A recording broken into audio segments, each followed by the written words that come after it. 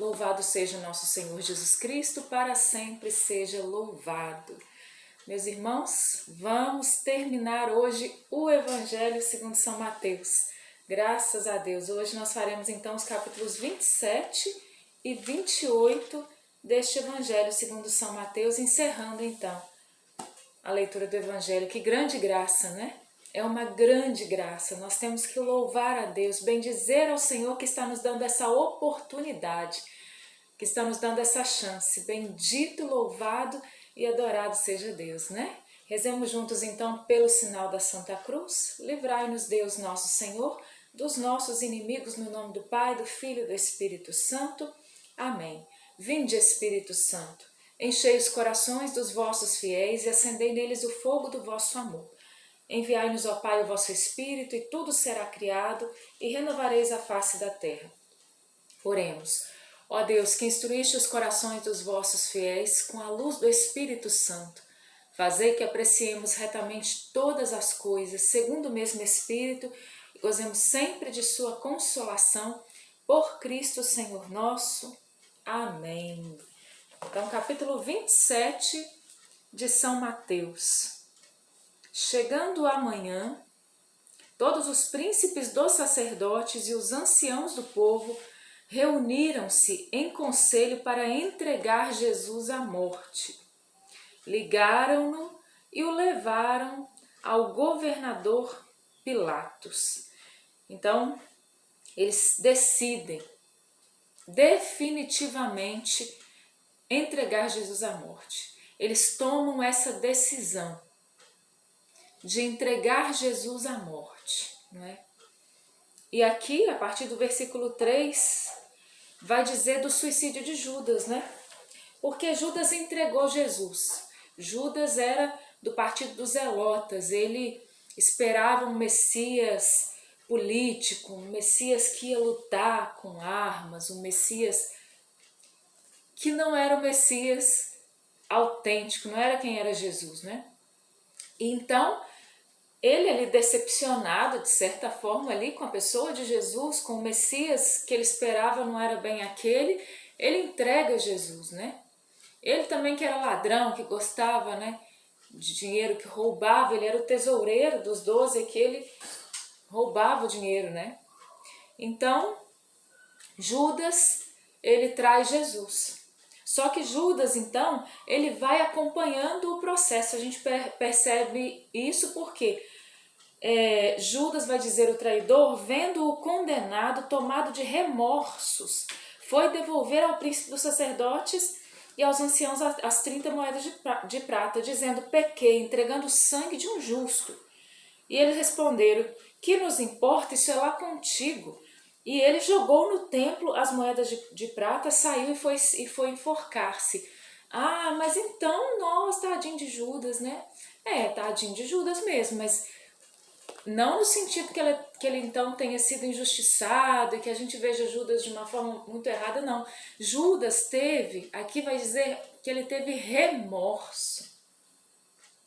Ele não teve arrependimento. Lá no versículo 75 do capítulo anterior, quando vai falar de Pedro que negou 3 vezes, por exemplo, vai dizer que Pedro recordou-se do que Jesus lhe dissera e, saindo dali, ele chorou amargamente, porque ele se arrependeu, ele teve dor pelo pecado, o pecado fez doer, né? Então, esse arrependimento, essa dor do pecado, essas lágrimas pelo pecado, essa contrição de coração, de reconhecer que Jesus era todo amor, todo bondade, todo misericórdia, e que eu não fui capaz de dar a ele o que ele merecia. Eu fui fraco. O choro de Pedro diz isso. Agora, o que Judas fez, sair e se enforcar, foi uma negação da misericórdia, né? Na verdade, não adianta a gente ter remorso do pecado, né? Aquele negócio que a gente sabe que a gente está fazendo um negócio errado, a gente continua fazendo aquele negócio errado, não é? A gente continua consentindo com o mal, mas tem uma ressaca espiritual, vamos dizer assim, né? aquela coisa ruim que parece que você se alimentou e aquilo não fez digestão, né? Então isso é o remorso, né? Isso é o remorso. O arrependimento nos faz chorar o pecado e nos faz mudar de vida, né? Pedro passou por um tempo aqui de dor do pecado, até que Jesus, né, vai encontrar-se com ele depois, e como a gente já viu nos outros 3 evangelhos, né, nos outros evangelhos a gente viu Jesus encontrando de novo com Pedro. Pedro, tu me amas, apacenta os meus cordeiros. Então ele teve a chance do recomeço. Mas Judas nem quis recomeço, né? Então vou tirar a minha vida. Então a fé, ela não tira do nosso coração, ela não permite que o nosso coração perca a esperança. Por mais que nós tenhamos dor do pecado, ela nos dá ainda aquela luz do fim do túnel. Por quê? Porque a gente conhece o Deus que nós servimos, nós sabemos que Ele é amor, que Ele é misericórdia, por mais que a gente se saiba tão indigno desse amor. Outra coisa é, nossa, fiz uma coisa profundamente errada, desisto do mundo, desisto de Deus e desisto de mim, não é? Que foi mais ou menos o que Judas viveu aqui. Ele disse, eu entreguei um homem inocente. Provavelmente quando ele viu que Jesus estava sendo entregue à morte. Não é nem que ao longo do processo ele percebeu que ele não deveria ter feito, mas ele percebeu que a sentença foi muito agressiva. E ele era amigo de Jesus. Ele queria entregá-lo mesmo. Mas ele pensou que eles só iam prender Jesus, que iam ali talvez açoitar Jesus, mas não pensaram que iriam levar talvez Jesus à morte, né? E essa foi a sentença. Então, Judas joga as moedas ali, ele vai se enforcar, e eles então dizem, o que nós faremos com esse dinheiro? Não pode ser colocado aqui no templo, vamos comprar então o campo do oleiro. Eles compram e fazem ali um cemitério, e lá começou a se chamar então um campo de sangue, vai dizer. Assim se cumpriu a profecia do profeta Jeremias. Eles receberam 30 moedas de prata, preço daquele cujo valor foi estimado pelos filhos de Israel, e deram-no pelo campo do oleiro, como o Senhor havia prescrito. Está lá em Jeremias 32, de 6 a 10, uma profecia que fala dessa realidade de Judas aqui, da compra do campo, né? Versículo 11, Jesus compareceu diante do governador que o interrogou. Então Pilatos vai interrogar Jesus. És o rei dos judeus? Sim, respondeu-lhe Jesus. Ele, porém, nada respondia às acusações dos príncipes, dos sacerdotes e dos anciãos. Então Jesus ficou calado, como a profecia de Isaías, né? Como uma ovelha muda na mão dos tosqueadores, ele não abriu a boca, vai dizer Isaías. Então Jesus fica calado. E aí a mulher de Pilatos, lá no versículo 19, vai dizer que enquanto estava sentado no tribunal, a sua mulher lhe mandou dizer, não faças, nada faças a esse justo. Eu fui atormentada por um sonho que lhe diz respeito. Então a mulher de Pilatos tinha tido um sonho a respeito de Jesus e vai até Pilatos e fala, não faça nada de mal com ele, não é? Mas obviamente Pilatos acabou não escutando, embora Pilatos não quisesse crucificar Jesus, não por ter acreditado em Jesus, não por ter acreditado que ele era Messias, nem nada disso, mas por ter visto que ele era um homem justo, que não tinha motivo de condenação, mas o povo quis então que ele fosse crucificado. Pilatos não era judeu, lembremos disso, né?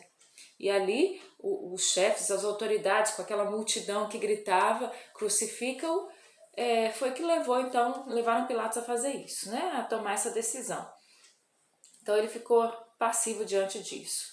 E aí ele apresenta ao povo, porque pela Páscoa podia se soltar um preso. Ele apresenta ao povo Barrabás e pergunta para eles, olha, vocês querem que eu solte Barrabás ou Jesus, né? E aí eles vão dizer então que eles querem que solte Barrabás. E aí ele diz, e que farei então a Jesus que é chamado o Cristo?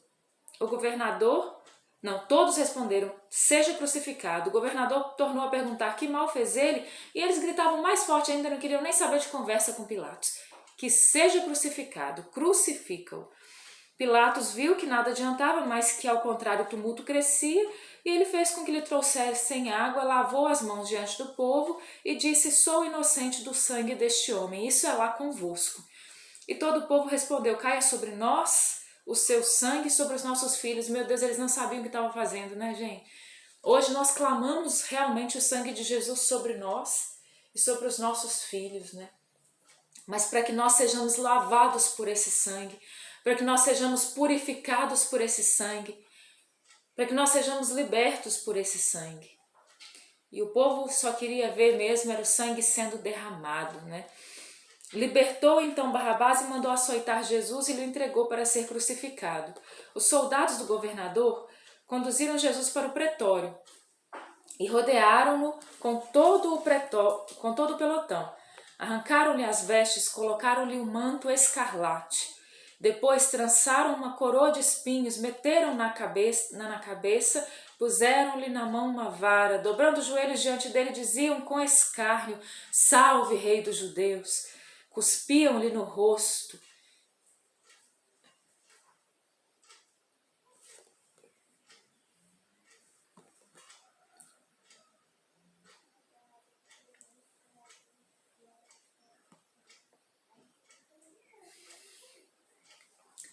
E tomando da vara, davam-lhe golpes na cabeça. Depois de escarnecerem dele, tiraram-lhe o manto e entregaram-lhe as vestes. Em seguida, levaram-no para o crucificar.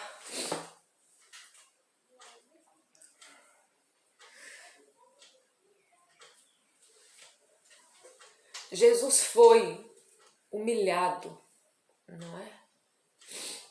Jesus foi açoitado. Jesus foi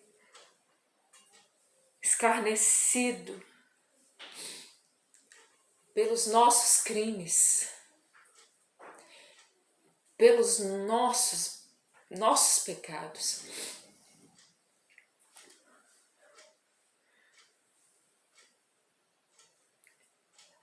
E nós ainda achamos que temos o direito, é meu direito, porque a vida é minha e eu faço o que eu quero.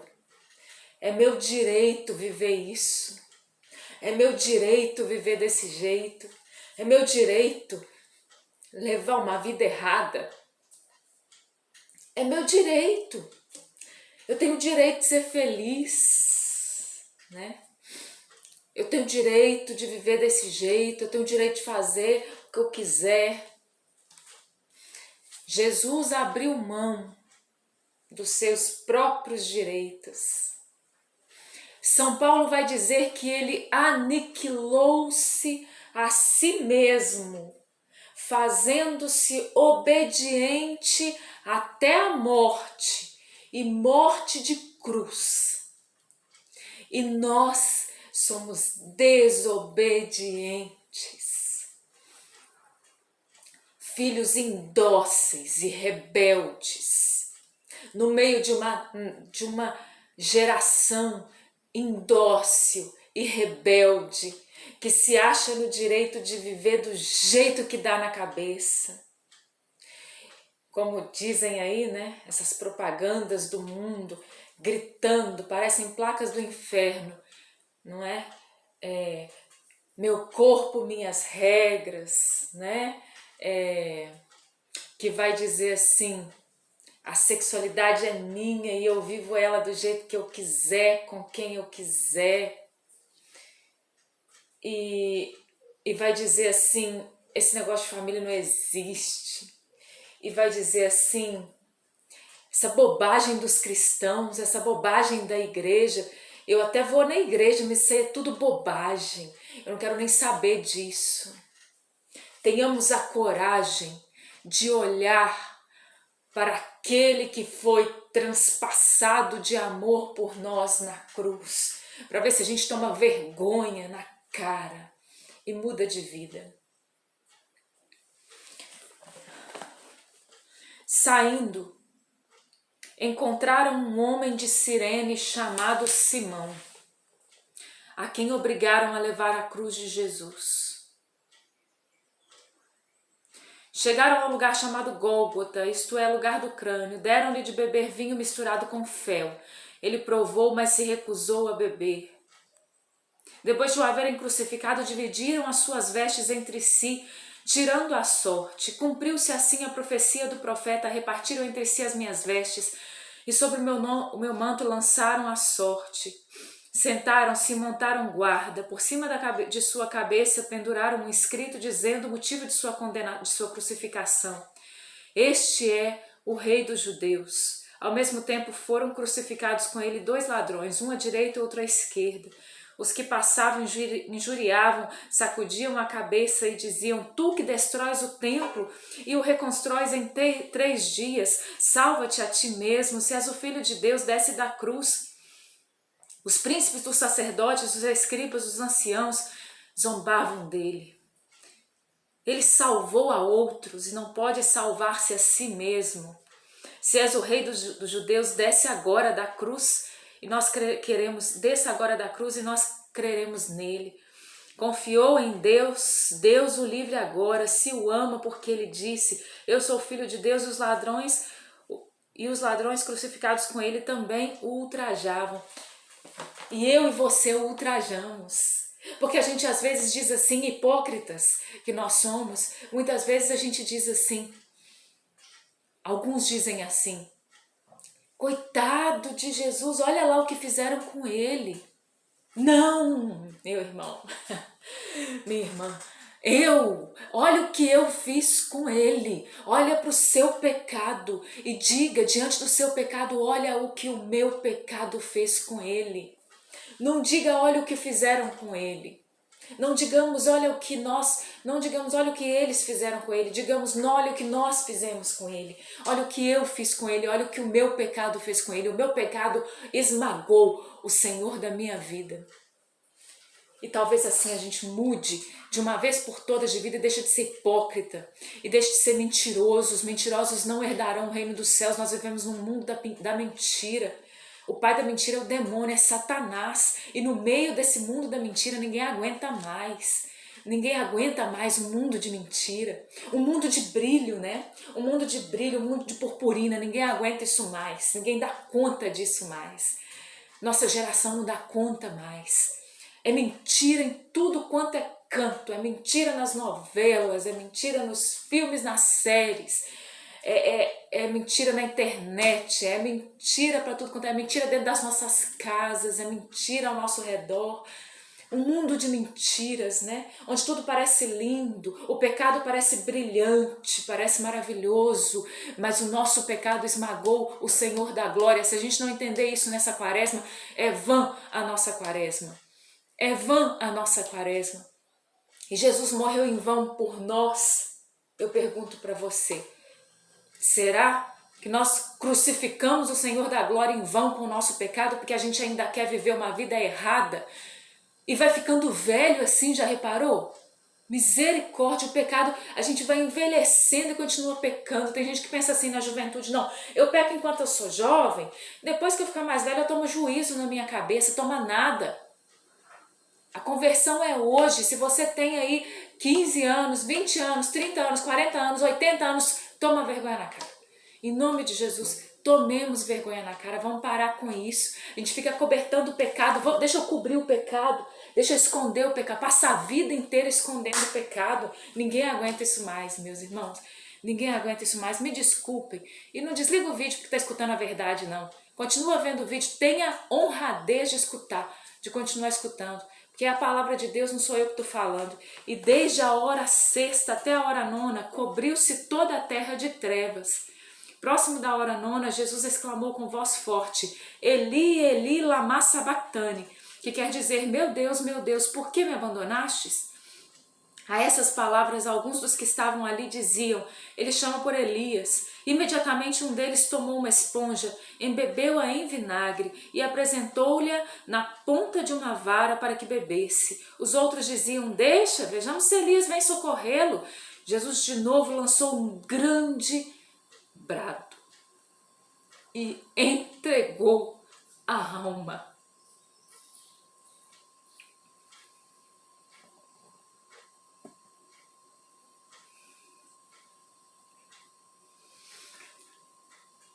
por mim,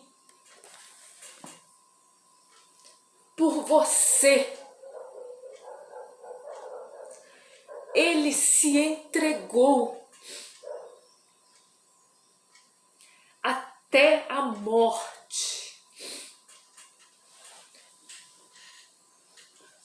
O impossível Deus fez. Não é possível Deus morrer.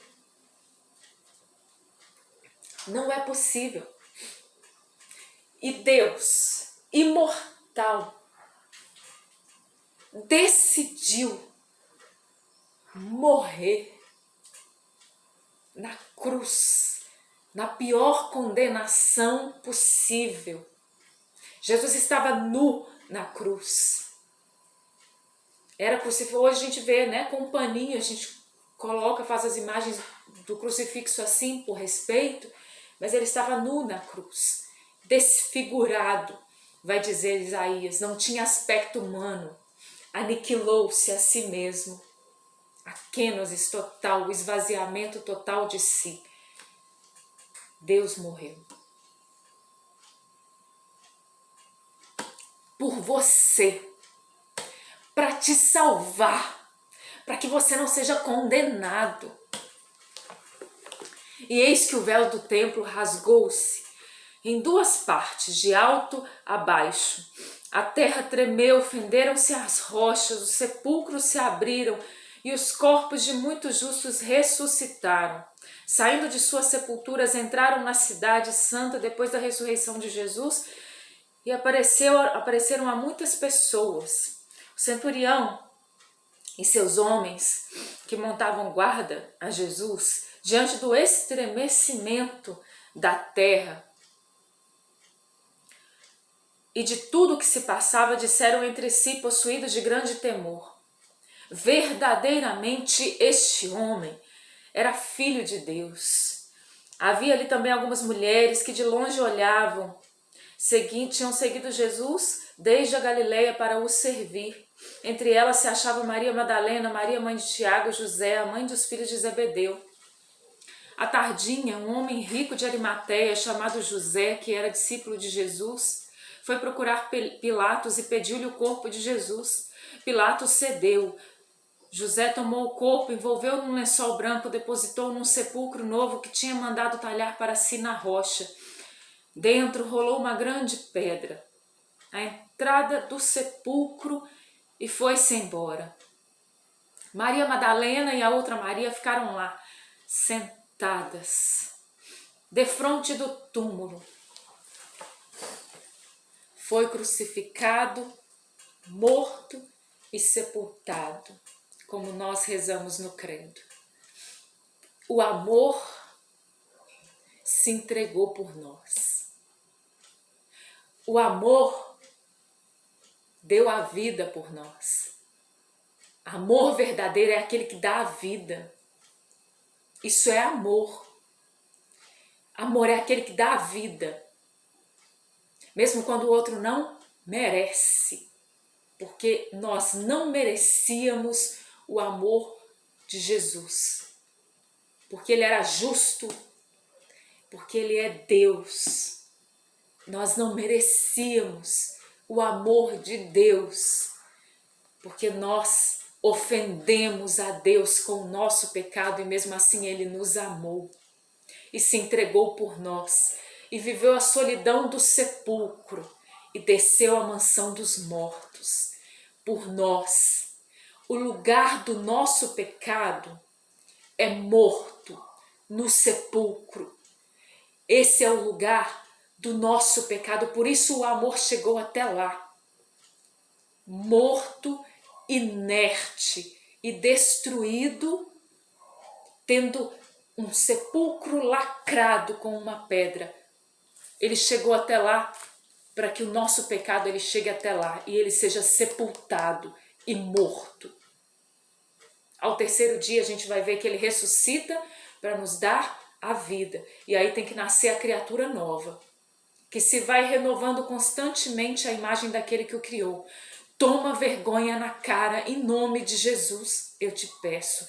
Envie esse vídeo para as pessoas. Eu não quero fazer marketing pessoal, mesmo porque eu só coloco minha cara aqui porque, ai de mim, se eu não pregar o evangelho.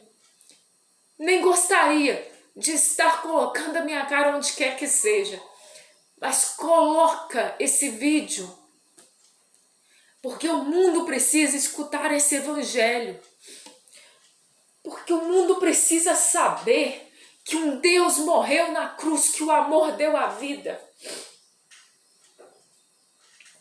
Porque o mundo precisa entender aquilo que Jesus fez por nós. Porque o mundo precisa compreender aquilo que aconteceu aqui. Aquilo que nós vamos celebrar na Semana Santa, gente. Não é teatro, não. Entendeu? Na minha cidade, aqui é muito bonito. Nós moramos numa cidade histórica, uma cidade interior. Aqueles figurados, meu Deus, que maravilha, né? A gente vai vivenciando tudo aquilo ali, mas se for só um teatro não adianta de nada. Se a gente vai na Quinta-feira Santa já à missa e entra no Tríduo Pascal, querendo ver a beleza, né, da Semana Santa, até chorar quando a gente canta, né, prova de amor maior não há que doar a vida pelo irmão. Mas se isso não me muda, gente, eu sou hipócrita, não é? Então, mudemos de vida. A droga não pagou o preço por você. O adultério não pagou a vida, não pagou o preço por você. O vício do álcool, do cigarro não pagou o preço por você. A sua sexualidade desregrada não pagou a vida por você. Uma vida de pornografia na internet, uma vida de busca desenfreada por ver aquilo que não te é lícito, não deu a vida por você. Viver por aí querendo chamar a atenção dos homens, viver por aí com um micro short, com uma blusa micro, com um decote até no umbigo, viver por aí mostrando o seu corpo para se aparecer, para chamar a atenção dos homens, não foi isso que deu a vida por você. Quem deu a vida por você foi Jesus na cruz, um amor que ficou nu. Ficar expondo o seu corpo na cama com os outros não vai salvar você, porque foi Jesus que salvou você na cruz. Fazer aborto porque você tem direito no seu corpo não vai salvar você, porque foi Jesus que salvou você na cruz. Matar, roubar, se prostituir, viver pecando contra os 10 mandamentos, matando o outro, fazendo mal para o outro, né? Fazendo aquilo que é ilícito contra a vida do outro, destruindo o outro, isso não vai nos salvar. Jesus deu a vida por nós, vamos rever a nossa vida. É fácil? Não, muitas vezes não é fácil, mas também não é tão difícil não, toma vergonha na cara. Charlene, não tô falando pra você, mas tô falando pra mim primeiro, toma vergonha na cara. Charlene, Jesus morreu por você e você é tão ruim ainda, você é tão mesquinha ainda. Misericórdia. Que o Senhor nos converta nessa quaresma, que essa palavra traga conversão a nós. Que essa palavra traga conversão a nós. E então, a gente vai ver aqui ainda no final do versículo 27, que quando eles se lembram de que Jesus tinha dito que ele ressuscitaria ao terceiro dia, então eles mandaram, né, pediram a Pilatos e eles mandaram ali uma guarda, né, para guardar ali o sepulcro, para que ninguém roubasse o corpo de Jesus, né? Porque falaram assim, vai que os discípulos vão lá e roubam o corpo dele. E assim foi feito, e lacraram, então, selaram a pedra, não é? E para assegurarem, então, que o corpo estava lá, protegido por uma guarda, protegido porque lacraram a pedra, ele estava lá. E depois do sábado, capítulo 28, quando amanhecia o primeiro dia da semana, Maria Madalena e a outra Maria foi ver o túmulo no domingo, primeiro dia da semana. E eis que houve um violento tremor de terra, um anjo do Senhor desceu do céu, rolou a pedra, sentou-se sobre ela, resplandecia como relâmpago e suas vestes eram brancas como a neve. Vendo isso, os guardas pensaram que morreriam de pavor. Mas o anjo disse às mulheres: não temais, sei que procurais Jesus que foi crucificado. Não está aqui, ressuscitou como disse. Vinde e vede o lugar onde ele repousou. Ide depressa e dizei aos discípulos que ele ressuscitou dos mortos. Ele vos precede na Galileia, lá o haveis de rever. Eu vou-lo disse. Elas se afastaram prontamente do túmulo, com certo receio, mas ao mesmo tempo com alegria, e correram para dar a boa nova aos discípulos. Nesse momento, Jesus apresentou-se diante delas e disse-lhes: salve! Aproximaram-se elas e, prostradas diante dele, beijaram-lhe os pés. Disse-lhe Jesus: não temais. Ide dizer aos meus irmãos que se dirijam a Galileia, pois é lá que me verão. Enquanto elas voltavam, alguns homens da guarda já estavam na cidade para anunciar o acontecimento aos príncipes dos sacerdotes. Reuniram-se em conselho com os anciãos. Deram aos soldados uma importante soma de dinheiro, ordenando-lhes: vós direis que os seus discípulos vieram à noite, enquanto dormíeis, para retirá-lo. Se o governador vier a sabê-lo, nós o acalmaremos e vos tiraremos das dificuldades. Os soldados receberam o dinheiro, seguiram suas instruções, e essa versão é ainda hoje espalhada entre os judeus. Então, pagaram para os soldados não contarem a verdade. Não vamos contar de jeito nenhum o que aconteceu. Abafa o caso, não vamos contar. Porque se o povo sabe que Jesus ressuscitou, estamos perdidos. Pagou para eles mentirem, então, né? E para não dizerem aquilo que havia acontecido, os 11 discípulos foram para a Galileia, para a montanha que Jesus lhe tinha designado. Quando o viram, adoraram-no. Entretanto, alguns hesitavam ainda, mas Jesus, aproximando-lhes, disse: toda a autoridade me foi dada no céu e na terra. Ide, pois, e ensinai a todas as nações. Batizai-as em nome do Pai, do Filho e do Espírito Santo. Ensinai-as a observar tudo o que vos prescrevi. Eis que estou convosco todos os dias até o fim do mundo. Palavra da salvação, glória a vós, Senhor. Esse foi o Evangelho de Jesus Cristo segundo São Mateus. Aquele que está vivo entre nós, morreu e ressuscitou, fez o impossível. Fez o impossível. Mais impossível do que morrer, do que o amor morrer, do que Deus morrer, é um homem, Jesus humanado, feito carne, ressuscitar para nunca mais morrer. Morreu, ressuscitou, está vivo, e eis que estou convosco todos os dias até o fim do mundo. Meu irmão, não tenha medo. Não tenha medo, Jesus está com você. Na sua luta contra o pecado, Jesus está com você. Entrega para Ele o seu pecado. Entreguemos para Ele o nosso pecado. Na luta pela salvação da sua família, está Ele a te ajudar. Nas suas lutas, nas suas tantas lutas que você tem nesse mundo, Jesus está com você. Não tenha medo, Ele está vivo. Anuncie para o mundo que Ele está vivo. Anuncie para a sua família, anuncie para os 4 cantos. Bendito, louvado e adorado seja o nosso Senhor Jesus Cristo, aquele que está vivo e viverá para sempre e que deseja que um dia nós estejamos com Ele no céu. Glórias ao Pai, ao Filho e ao Espírito Santo, como era no princípio, agora e sempre. Amém. Em nome do Pai, do